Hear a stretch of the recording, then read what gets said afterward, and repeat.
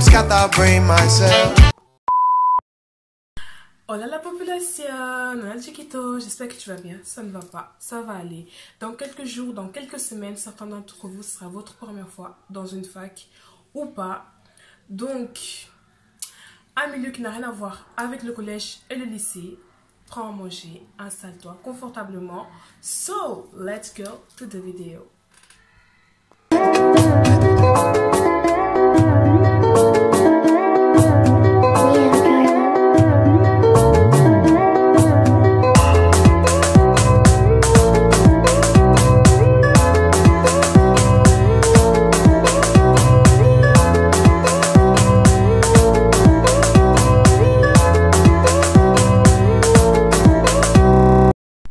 Donc, pour bien rattaquer ton année à l'université ou attaquer une bonne année à l'université, la pêche, la force et tranquillement, faut bien te reposer pendant les vacances, c'est-à-dire dormir aux heures convenables et te réveiller le plus tôt pour te remettre dans le bain, c'est-à-dire dans le rythme scolaire. Et aussi, il faut se renseigner sur sa filière, c'est-à-dire si par exemple tu vas aller dans une école de journalisme, une école que j'ai faite d'ailleurs, eh bien il faut te renseigner sur l'actualité, toujours regarder l'actualité, que ce soit nationale ou internationale. Si par exemple tu vas aller dans une école, dans une fac de langue, tu vas regarder des films dans la langue que tu vas étudier. On a notre cher et bon ami Netflix, ou tu peux lire des livres dans la langue que tu veux étudier. C'est des positionnements qui sont proposés dans les facs. Je pense pas que dans les facs de langue, mais je pense à peu près dans toutes les facs parce qu'ils veulent savoir ton niveau d'anglais. Et si par exemple tu veux faire des études dans une langue, ils peuvent te proposer de faire des tests de positionnement pour voir quel est ton niveau dans la langue que tu veux étudier pour ensuite voir dans quelle classe tu seras. Voilà. Et c'est pour n'importe quelle étude que tu veux faire en fait dans une fac. Je pense que c'est toujours mieux de se renseigner sur la filière que tu veux étudier pour bien sûr avoir ton projet plus tard, parce que je pense qu'il y a beaucoup d'élèves quand même, ou beaucoup des étudiants qui sont dans une fac, ils ne savent pas, en fait ils sont juste dans une fac comme ça et plus tard en fait ils ne savent pas vraiment ce qu'ils veulent faire, ils se sont juste inscrits parce qu'il faut s'inscrire en fait dans une fac. Conseil numéro 3, c'est acheter tous ces matériels en avance. Et dans une fac qui ne demande pas vraiment beaucoup de matériel comme au collège ou au lycée, tu as juste besoin d'un ordinateur, des classeurs pour classer tes cours, un stylo, un agenda, un bloc-notes. Et je pense que c'est à peu près tout ce que tu en as besoin en fait. Conseil numéro 4, c'est choisir le moyen le plus facile. C'est-à-dire un moyen où tu sais que tu seras plus à l'aise pour prendre des notes. Je sais que pour moi, j'avais pris un ordinateur pour les cours dans les amphis parce que c'est là où il y a beaucoup d'élèves et les profs, ils sont, comment dire, il y a certains profs, ils parlent vite. Donc, si tu prends un cahier, moi, je suis pas trop à l'aise en fait dans un amphi pour écrire dans un cahier. J'écris plus vite à l'ordinateur. Et pour les cours normaux, c'est-à-dire dans une classe normale où tu as 25 ou 45 élèves, là tu peux te permettre de prendre un cahier parce que les profs ils prennent plus de temps pour parler avec les élèves, pour réexpliquer les cours qu'ils sont en train de vous renseigner. Et ne pas attendre la veille pour imprimer vos cours, s'il vous plaît, parce qu'un ordinateur, c'est jamais un ami de confiance. Il peut te lâcher à la dernière minute, c'est-à-dire au moment où tu dois réviser pour les partiels. Donc, toujours imprimer vos cours en avance et pas à la veille des révisions. Et comment dire aussi, je pense que c'est à peu près tout ce que j'ai à vous dire. Et il ne faut pas non plus oublier je pense aussi c'est important de prendre un bloc-notes où tu vas écrire des mots ou des choses que tu n'as pas compris. Tu écris sur ce bloc-notes et tu fais des recherches sur toi. Tu fais des recherches une fois que tu seras retourné chez toi, ou si tu as des questions, tu peux écrire directement sur ce bloc-notes et après aller voir le prof concerné et lui demander plus d'explications. Et lorsqu'on rentre à l'université, on est considéré comme étant des personnes autonomes, c'est-à-dire des adultes. Et on a tendance parfois à se laisser aller parce qu'en fait, on a beaucoup plus de liberté. Il y a certains moments, on a beaucoup plus de liberté. Donc, on se laisse aller. Et moi, je vous conseille, c'est-à-dire que si vous avez quelque chose à faire ou un devoir à faire, c'est de le faire tout de suite et pas le remettre au lendemain. Parce que tout simplement, tout le temps remettre au lendemain, je vous garantis que vous allez pleurer. Et si tu peux, tu peux visiter ta fac.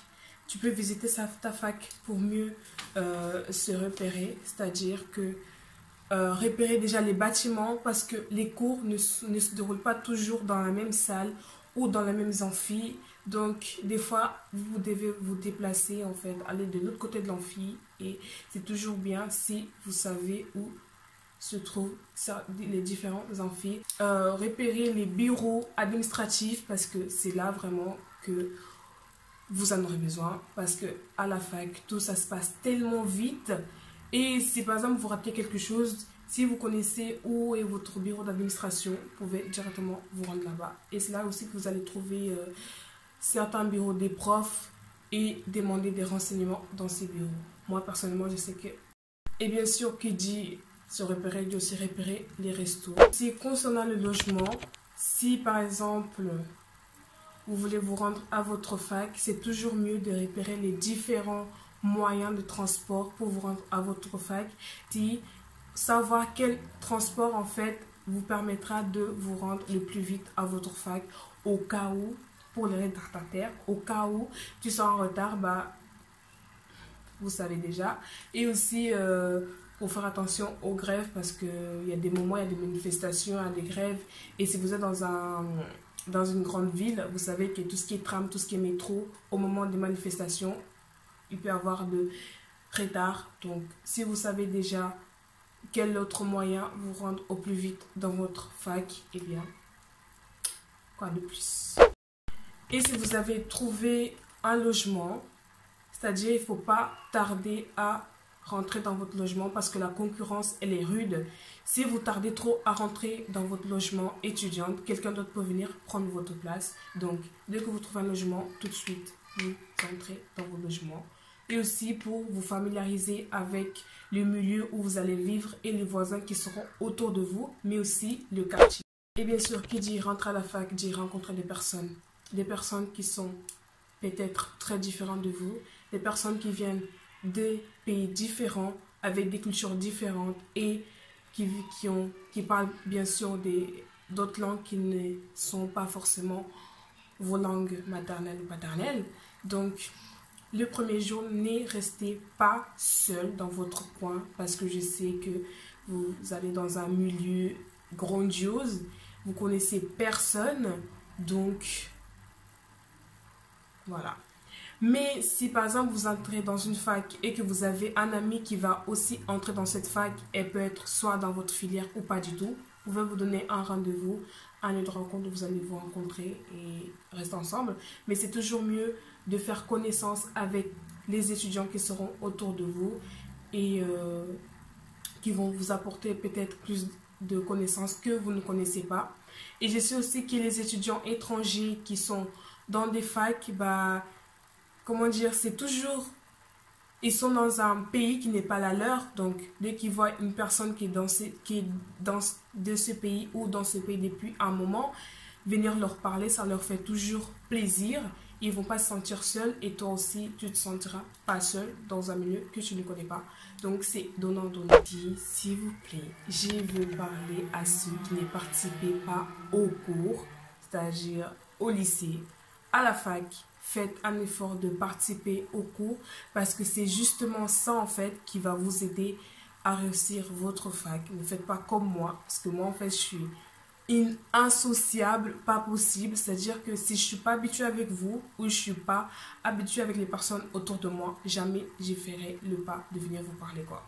Faut pas faire ça, faut pas faire ça. C'est-à-dire que lorsque vous entrez à la fac, ce que vous pouvez faire c'est le premier jour, vous repérez un peu le lieu, vous observez les gens qui sont autour de vous. Et après, le deuxième jour, ou quand vous vous sentirez à l'aise, vous repérez les personnes ou la personne avec qui tu sais que... Vous voyez quoi, ça va... Il y aura un feeling entre vous. Donc, voilà. Moi, de toute façon, je repère les personnes qui sont les plus sympathiques. Parce que je sais que Même si je vais vers eux, ils vont pas me juger. Donc, voilà. Et après, bah, il faut essayer de rétablir le contact entre toi et cette personne. Ça peut par exemple être, ah tiens, il y a un devoir, est-ce que tu peux m'aider? Moi, je t'aide et tout ça. Vous voyez quoi, ce que je veux dire? Voilà, donc, participez au cours. Et essayez aussi de vous rapprocher des profs avec qui vous savez vous sentirez à l'aise, parce que à la fac c'est sûr que c'est dur parce qu'il y a beaucoup des étudiants, donc les profs forcément ils ne connaissent pas tous les étudiants forcément, donc c'est toujours bien que tu as un prof ou une prof à qui tu sais que tu es plus à l'aise et à qui tu sais aussi que tu peux demander. Donc si par exemple tu as des difficultés dans certains cours où il a remarqué quelque chose chez toi, donc tu seras plus à l'écoute par rapport à ce qu'il va te dire. Et si toi aussi tu as remarqué que tu as des difficultés, tu peux aller voir ce prof et lui demander quelles sont les choses que tu peux mettre en place pour t'améliorer, soit dans sa discipline, soit dans une autre discipline. Voilà. Alors, j'espère que cette vidéo vous a plu. N'hésitez pas à liker, à partager, à me suivre sur mes réseaux sociaux que je mettrai en bas, là, ou en haut, à côté, ou à la fin de la vidéo. N'hésitez pas aussi à laisser des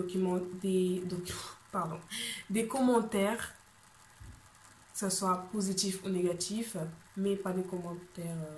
voilà, vous voyez ce que je veux dire? On vous voit, hein? Donc, sur ce, je vous laisse. Hasta el próximo video. Et bye, los chicos.